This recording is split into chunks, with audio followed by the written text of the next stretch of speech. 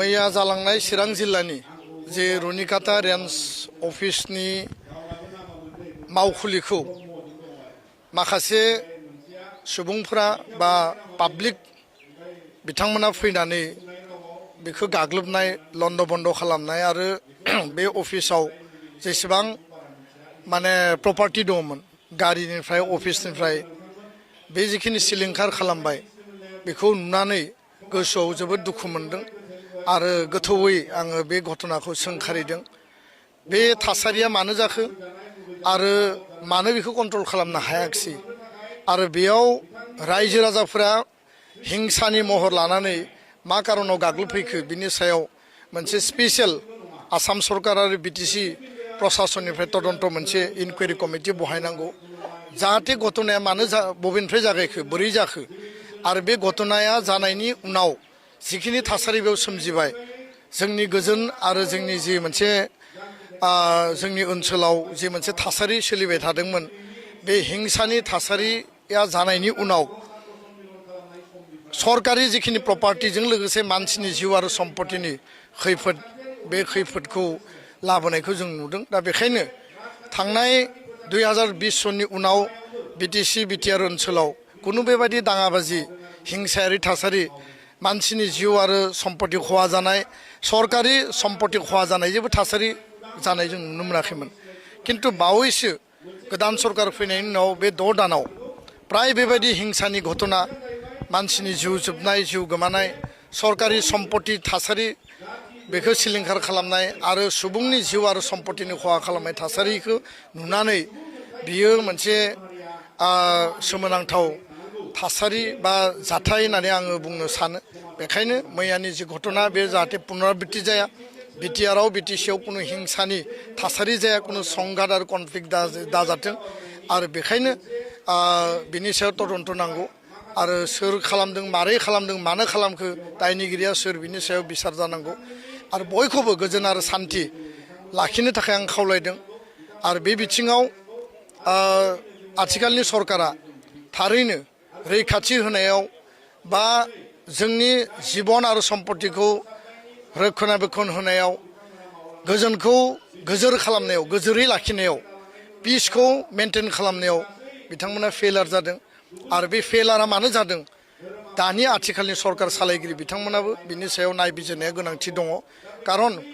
Repeated बेबायदि घटना जाबाय थानाया जोंनि ओनसोलाव जौगानायखौ होबथागोन ओनसोलनि इयुन थासारि इयुन जोलैनि थासारिखौ होबथागोन आरो जोंनि जे हा हु धोन सम्पतिनि जे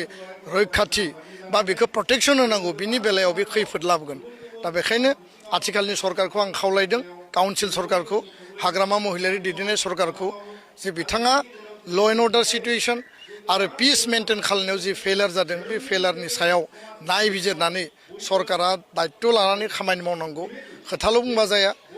खामानिखौ बोरै मावगोन पिसखौ बोरै मेनटेन खालायगोन लामा दालां स्कुल कलेज बानायनाया जौगानायनि खामानि किन्तु जोंनि जिबन आरो सम्पतिनि निरापत्ता गैयाबा सरकारि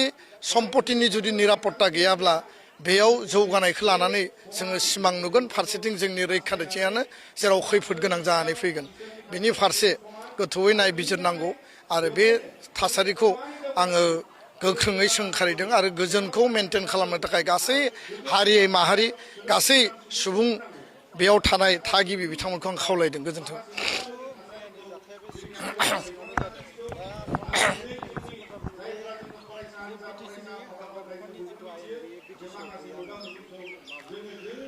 ना बिटिसिनि हाग्रा बिफाननि आयेना बिटिसिआव गैयिनि खोथा गैया। फरेस्ट डिपार्टमेन्टआ जाबाय मोनसे ट्रान्सफार्ड साबजेक्ट 2003 सनाव जि समाव हाग्रामा महिलारिया बिएलटिनि दैदेनगिरि जानानै साइन खालामदों 39टा डिपार्टमेन्ट जोंनो हरदों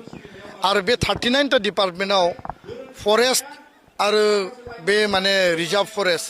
बे डिपार्टमेन्टखौ बिथांमोना होदों। जिहेतु फरेस्ट डिपार्टमेन्टआ मोनसे कनकारेन्ट लिस्ट बियो भारत सरकारनियावबो थायो आसाम सरकारनियावबो थायो आरो काउन्सिलनियावबो दङ। अकल अन्थाइ बालाखौ रक्षणाबेक्षण होनाय अन्थाइ बालानि टेन्डार होनायाल' फरेस्ट डिपार्टमेन्टनि दायित्व आरो कर्तब्य नङा। फरेस्टखौ कनजारभेसन खालामनांगौ फरेस्ट प्रटेक्सन होनांगौ बेयाव नेसनेल पार्क दङ रिजार्भ फरेस्ट दङ बेयाव प्रपज रिजार्भ फरेस्ट पिआरएफ दङ। दा गोदानै सिखना जोहोलाव जोङो नेसनेल पार्क मोनबाय बेखौ प्रटेक्सन होनाया आथिखालनि सरकारनि दायित्व फरेस्ट डिपार्टमेन्टनि दायित्व हयथ' बिथांमोना डिपार्टमेन्टेलि माखासे खामानिखौ मावदों आं मावाखै होननानै बुङा आरो थांनाय समाव रायमना नेशनेल पार्क सिखना जोहोलाव नेशनेल पार्क मोननै नेशनेल पार्क जोङो क्रिएट खालामदोंमोन एबसुनिबो दाबिमोन आरो थांनाय समनि प्रमद बर' जि सरकार बे सरकारनि दाबि आरो खावलायनाय बायदि आसाम सरकार भारत सरकारा मोननै गोदान नेशनेल पार्क फोसावदोंमोन जुदिअ जोंनियाव मानास नेशनेल पार्कआ दंखायोमोन दा बेखौ प्रटेक्सन होनाय बेखौ रैखाथि होनाय बिनि बाफार जनाव रायजो जानाय सुबुंफोरखौ बुजाय आजायहै जाहाथे गोदानै फरेस्टआव एनक्ल'ज खालामा बा कुनु कारनाव फरेस्ट माने डेस्ट्रय जाया बेखौ बुंनाय रायलायनाय बुजायनाया फरेस्ट डिपार्टमेन्ट सरकारनि दायित्व हयथ' रायजो राजाजों आरो डिपार्टमेन्टजों जिखिनि आन्डारस्टेन्डिं जिखिनि बुजाबुजि जिखिनि बुजायनांगौमोन बेयाव जिखिनि एमिकेबल मोनसे समाधान सलुसन ओंखारनांगौमोन बे समाधान ओंखारनायाव बिथांमोननियाव भुल बुजाबुजि जादों कनफ्लिक्ट जादों आरो जायनि थाखाय मैयानि घटनाया जादों दा बेखायनो मालाबा जोंनियाव थासारि जायोब्ला हाग्रामा महिलारि बिथाङा बुङो जे माने ल' एन्ड अर्डारा आंनियाव गैया आङो बिनि गार्जेन नङा होननानै ल' एन्ड अर्डारा स्टेटनि साबजेक्ट खिन्थु काउन्सिलनि मुरब्बिया बिथाङानो आरो बेयाव जिखुनु ल' एन्ड अर्डार सिटुवेसन जायोबा काउन्सिला आसाम सरकारनिफ्राय स्पेसियेल फर्स स्पेसियेल माने नोङो जि प्रसासन बेखौ बिनाया बेखौ मेनटेन खालामनाया बिथांनि दायित्व बेयाव हगारना होनायनि बाथ्रा गैया मैयानि जाथाया जालांबाय फरेस्ट डिपार्टमेन्टनि अफिसखौ सावदों बिनि गारिखौ सावदों बिनि फुल रेसपन्सिबिलिटिया बिटिसि सरकारनि कारन बेयो बिटिसि बा बिटिआर सरकारनि बे प्रपार्टि आरो बिनि रेसपन्सिबिलिटिया बिथांनि बे डिपार्टमेन्टआ आंनियाव गैया होनना बुङोब्ला बोरै जानो डिपार्टमेन्टआ गावनियावनो दङ गावनो सालायगासिनो फरेस्टनि इएम दङ फरेस्टनि सिएइचडि दङ फरेस्टनि डिएफअ दङ रेन्जार दङ फरेस्ट गार्ड दङ बेयाव फरेस्टार 1 दङ दा बेयाव डिपार्टमेन्टआ आंनि नङा होनना बुङोब्ला बेखौ सोर बिसास खालामगोन दा बेखायनो अकल अन्थाइ बाला प्रटेक्सन होनाय अन्थाइ बालानिखौ रेभिनिउ लानायाल' फरेस्ट डिपार्टमेन्टनि दायित्व नङा हाग्राखौ संरैखा खालामनाय जोंनि सिख सिदुलखौ संरैखा खालामनाय गासै जाति जनगोष्ठीनि जिखिनि मोनथाय दङ आरो जेराव मोनथायखौ मोनो बेयाव होनांगौ जेराव मोनथायखौ मोना बिथांमोनखौ बुजाया जाय बायजोआव लाबोनानै बिथांमोननि समाधान खालामनांगौआ बिथांमोननिनो दा बे बेलायाव जुदि बिथाङा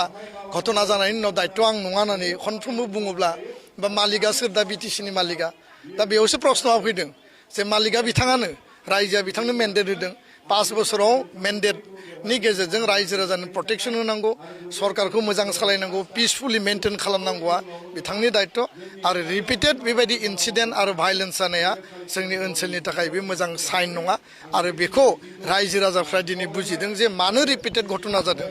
आरो मानो कन्ट्रल खालामनो हायाखै मानो पिसखौ मेनटेन खालामनो हायाखै आरो सोरनि गोरोन्थिनि थाखाय बारम्बार रिपिटेड भायलेन्सआ बिटिसिआव जादों बे थारैनो दिनै थासारियाव माने नुजाबाय आरो बयबो बेखौ नुगासिनो दङ गोजोन्थों जानो हागौ बिथाङा सरकार सालायनायाव सिरियास नङा आरो जेरैबायदि मेनटेन खालामनांगौ पिस ट्रेंकुइलिटि एडमिनिस्ट्रेसन प्रशासन डिपार्टमेन्ट दा सिरियासै मावोब्ला बेखौ हायैनि जेबो बाथ्रा गैया गासैबो जाति जनगोष्ठीखौ बिसासाव लाखिनांगौ सिगाङावबो हाग्रायाव एनक्ल'ज खालायदोंमोन बुजाया जाय बिथांमोनखौ लाबोनाय जादों आरो बेखौ लानानैबो ब्लेमसो होनाय जादोंमोन जे मालाबा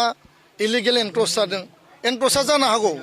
सिगाङावबो जादों दाबो खालामनो हागौ खिन्थु फरेस्ट राइट एक्ट दङ जेराव हानि अधिकार मोनगोन बेयाव मोननांगोन आरो जेराव हानि अधिकारखौ मोना नेशनेल पार्क बा रिजार्भ फरेस्ट बा जेराव माने नोङो वाइल्ड लाइफ सेन्चुरि बेयाव जिहेतु हानि अधिकारखौ मोना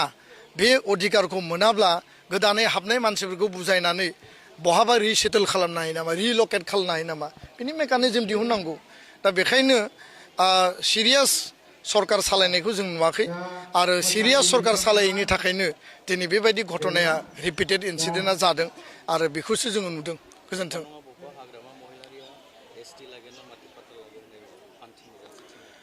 ना बिसायख'थिनि समाव गोबां माखासे बाथ्राफोरखौ बुंदोंमोन बे कमिटमेन्टखौ बिथाङा मावफुंनो हायाखै आरो जाति जनगोष्ठीनो भुवा कमिटमेन्ट होनानै जि अबास्तब जि बास्तब कमिटमेन्ट बेखौ मावनानै हो आरो जिफोरा अबास्तब आनप्रेक्टिकेल बे आनप्रेक्टिकेल कमिटमेन्टखौ होनानै बिथाङा दिनै गावनि आथिङावनो रुवाखौ दानना लानाय बायदि नुदों दायो आङो सोंखारनो लुबैयाखै सोंखारनायनि सम नङा दा बेखायनो बास्तब खोथाखौसो आङो आंनि उपलब्धिनिफ्राय बे खोथाखौ फोरमायदों गोजोन्थों